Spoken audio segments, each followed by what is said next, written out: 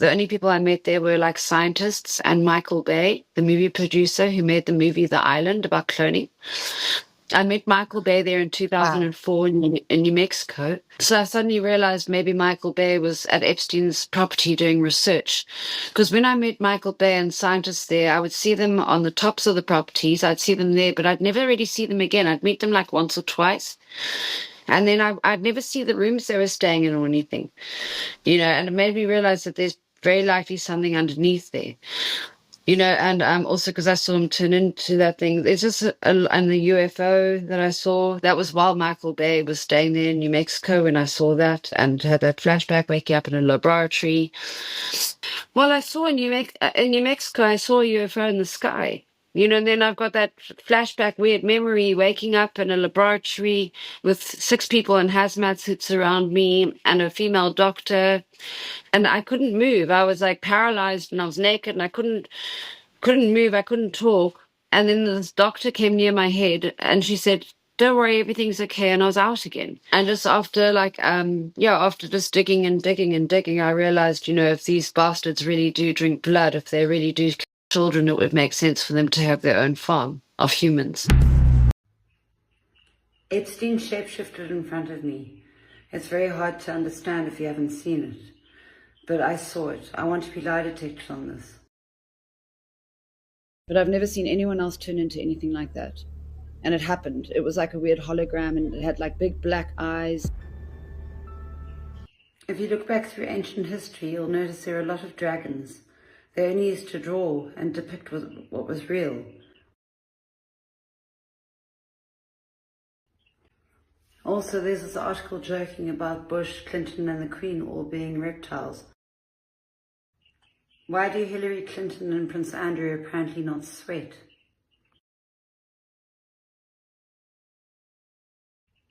What about Bieber, Adele and Lady Gaga apparently all shapeshifting? I painted Epstein as a reptile in 2019, and Maria Farmer, another victim, painted him as a reptile in 2020. The Ars Goetia refers to the first book of the Lesser Key of Solomon, a 17th century grimoire detailing 72 demonic spirits, their sigils, and methods of summoning them for knowledge and power. These demons, often fallen angels, are depicted as powerful entities with specific ranks, kings, dukes, and the abilities influencing popular culture like has-been, hotel, demonology. Okay, so again, this is a book, a real book on occultism and demonology. Okay, so now let me show you something else. Okay, this is Moloch. Now Moloch is a different demonic entity, apparently not in the Ars Goetia, but just for context, Moloch falls into a category where I can't talk about what the generalized, okay. So here is what we found. All right, now one more reminder about what this book is. Hang on. Marbus listed as the 5th spirit in the Ars Goetia. Ars Goetia. Okay, now watch this. So apparently, the company that Jeffrey Epstein used to invest in Peter Thiel's company is called Ars Goetia. Okay, you see it right there? Ars Goetia LLC is not just an Epstein company. It is one of the most important private equity vehicles used to move money in Silicon Valley. Okay. In the September and December 2025 releases, it is confirmed as a primary entity Epstein used for his partnership with Peter Thiel. We're going back to the original book of demonology, okay, and how you summon them is in that book, the Ars Goetia, and here's how you pronounce it, okay, just so that we're all on the same page. This is important. Ars Goetia, Ars Goetia. Alchemist, or the regal figure who always knows more than he says. His powers to reveal, transmute and bestow have made him a fascinating character, a symbol of both the magnetic pull of wealth and the dangers of unchecked ambition. So, Whether you're trying to unlock the mysteries of time, transform your ordinary life into one of opulence, or gain recognition, Berith is the demon you might consider calling. Berith is the 28th spirit listed in the Ars Goetia and a great Duke of Hell.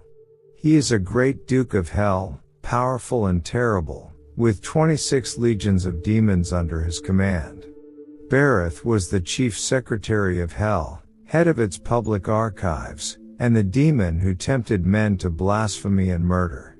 When seated among the princes of Hell, he was usually seen as the Grand Pontiff or Order of the Fly. As an angel, Berith was Prince of the Order of Cherubim. As a demon, he serves as a master of ceremonies. He notarizes pacts with the devil.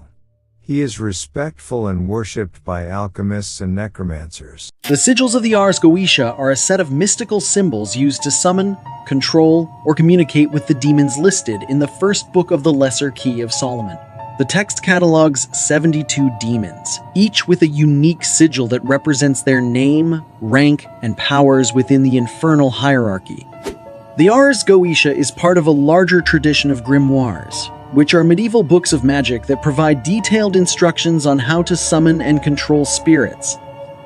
The origins of this text itself are shrouded in mystery, but it's believed to have been compiled in the 17th century, drawing from earlier texts and traditions that date back to the Middle Ages. Each sigil in the Ars Goetia is a unique graphic signature associated with a particular demon.